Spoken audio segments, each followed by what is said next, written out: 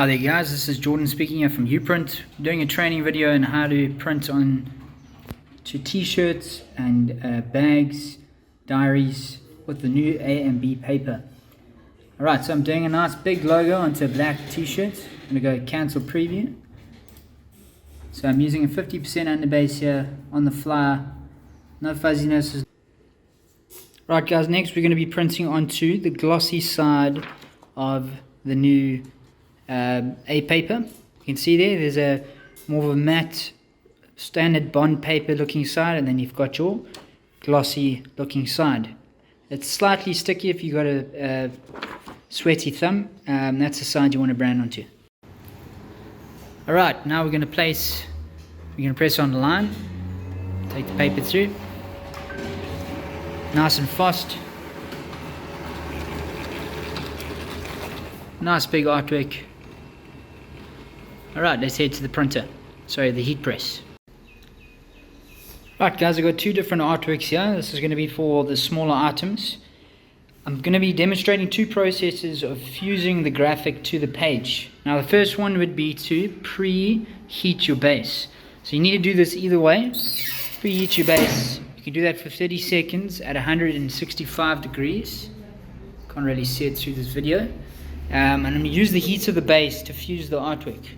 The second method is to use a heat gun. You first heat gun the logos to the page before we do the pressing process. So I'm going to demonstrate the heat gun process. I'm going to be using the heat of the base to fuse the artwork to the page. This one's a little bit more riskier, but if you are a seasoned A+B paper peeler, then this should be quite easy for you. You actually can see that the artwork is starting to change in color there. I'm now going to place the B paper on top. Right, so now placing the B paper on top, what I want to do is I want to try and get the B paper to be parallel with this A paper, and I want to get it 45-degree angle. So first you can bring it to the edge of the paper, get it lined up parallel, so when I drop it down like so, it doesn't damage the artwork. So you want to place it down without shifting or moving it, because using the base to heat up your artwork, it doesn't heat up all the artwork at once. It's only partially heating it. And then you can go ahead and press for 90 seconds at 165 degrees. Thanks. Right guys, once the 90 seconds is up, okay, lift it up nice and slow. If it sticks to the top, it can do that. You can actually put a piece of baking paper on top of that to prevent it from sticking to the top. You can also just one wave back and forth, place it down, get that corner there so that you can grab the top, bottom and top. You don't want to do that guys, you don't want to hold it there. You want to grab the bottom and the top, and then you can start peeling. First initial peel, slowly.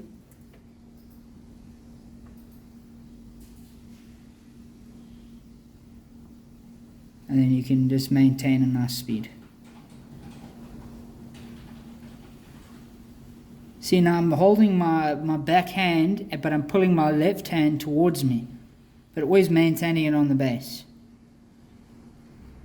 Okay, there is now a beautiful peel. You always want to look at your B paper. Take a look at your B paper just to see if the peel went nicely.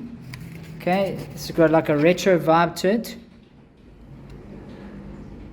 So there's little splashes all over the place and in the writing.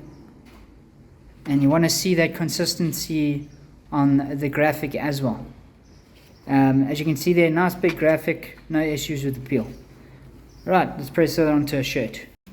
Alright guys, next we're going to place your shirt on the press. Take some of your baking paper and press your shirt just for 10 seconds, and what that does is it irons out any creases on the shirt, and it also removes the moisture in your shirt, especially during summertime.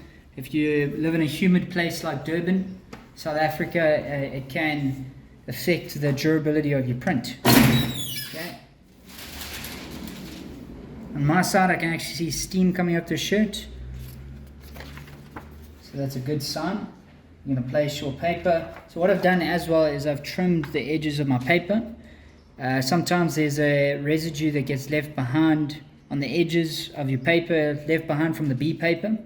So I like to trim the paper. I also like to look in the lighting to check if there's any lines on the edges of the paper. Now we're going to go ahead and press it. Line that up nicely in the center of your shirt. Take your baking paper. And now we're going to press for 20 seconds. Alright guys, 20 seconds is up. Pull it up.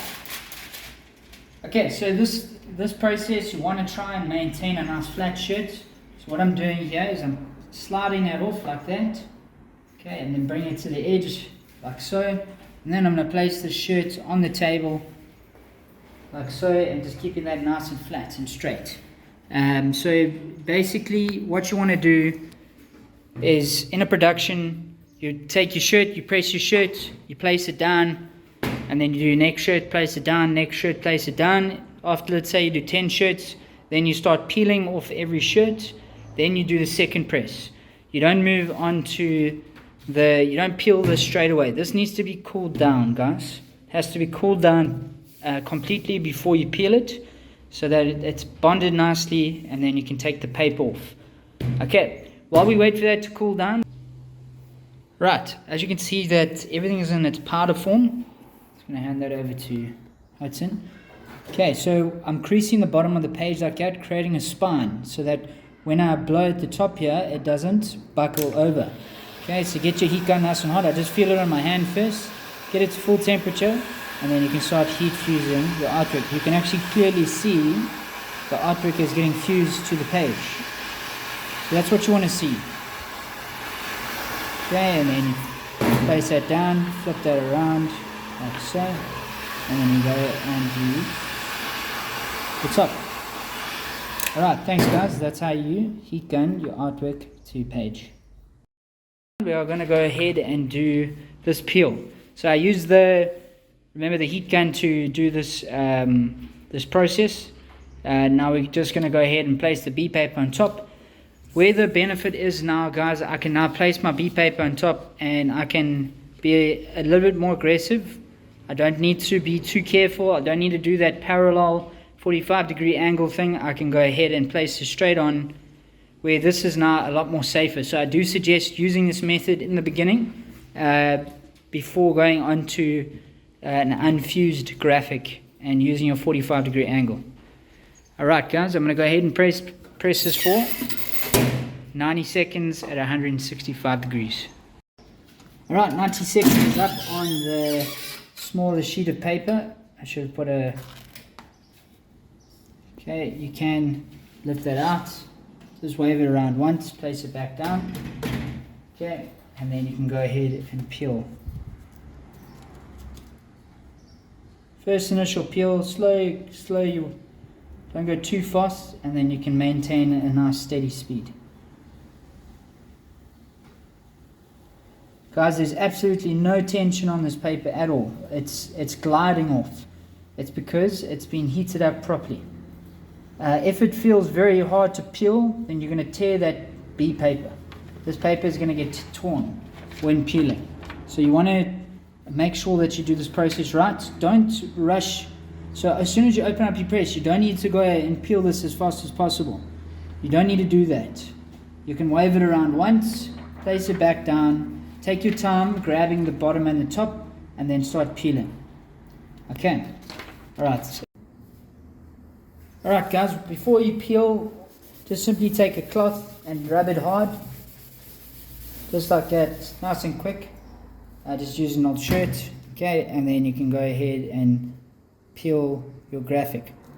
So you can do that slowly on your first initial peel, and then keep peeling at a parallel to the shirt, like so. And that is beautiful, nice retro graphic on the shirt. Okay, we're going to go ahead and do a second press onto that.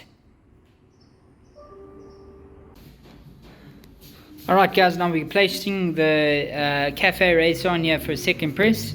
We're going to be doing, there's two methods you can use. You can use your rubber mat, or you can use your baking paper. Both are very good. Both give a slightly different feel. We're going to go for baking paper today. Okay, place your baking paper, and then I like to do a 20-second press for at 165 degrees. Right, after 20 seconds, your artwork is ready. And there we go. As you can see, it's a nice, beautiful graphic. Retro, little paint marks there. You can see how fine you can go.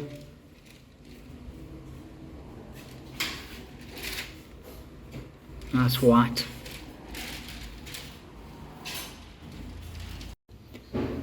Alright guys, now we're going to go onto this. It's actually a laptop backpack, using a nice small logo here, placing it in the center like so, and I'm going to use my little handheld unit to do the transfer. Okay, so get that lined up, make sure it's nice and straight on the bag. So try and cut your paper nice and neatly so that when you do line it up with something on your bag, it's easier. And then you're just using your little iron, and I'm holding down for a short period of time. And you move your iron across. Especially for the small artwork, the small little fine detailed graphics, you want to make sure that you've applied pressure properly onto them, because you will lose maybe one of the letters or a fine detailed graphic.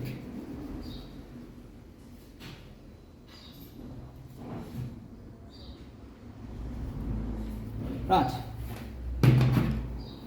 What I do is I just feel with the back of my fingers is to make sure that it's on there, and then I wait for that to cool down. It must be cool to the touch. Alright, let's move on to the next product. Right guys, now we're going to do a diary. Let's place that there in the corner. Make sure that's straight, take my iron. Okay, if the logo is a bit bigger, then you can just do one side at a time, so the iron covers one side of the artwork first. Hold it down for a bit, and then you're going to move the iron across to the other side. Just so you're trying to mimic a heat press basically. I'm going to move it to the other side, so it just covers the artwork on both sides. And then put a little bit of pressure, not too much pressure, because the whole point of this is to not get paper marks. When you put too much pressure, you get paper marks on the corners here. That's what a heat press does if you put a diary in a heat press. But this little iron prevents that. Okay, once you're confident, then you can take it off, let that cool down. Okay, while that cools down, we're going to try and peel the bag. Okay. And that was a perfect transfer. Right, so with the bag now, what we do is we use a silicone pad.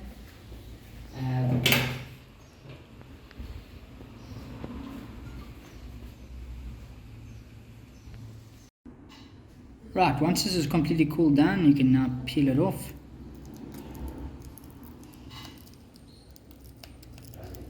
You can see you can get your nice fine graphics like that.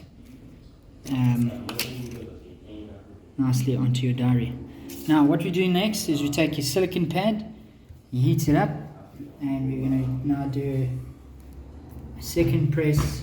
So I heat it up onto my temperature control unit. I just lift and then apply pressure, just like that. I'm not going to hold down for too long, I don't want to do that. I want to take the heat from the surface. This loses its surface temperature very quickly, within 5 seconds. So you want to just pick it up, place that heat on straight away, and then you're good to go. Right, and then there is a nice finished graphic. I'm going to take a look at in the lighting there. You can actually see what the silicone pad does is it takes shape of the actual material. You can actually see the grain of this is the cork diary. So you can actually see the grain of the cork inside the graphic. You can see in the white there. And that's what you want to see to give you a nice durable finish onto the surface. We're now going to do the same thing onto this bag. Again, I heat up the silicone pad, and I go ahead and press, and I lift up, press. So I'm essentially pushing the artwork into the fabric of the bag,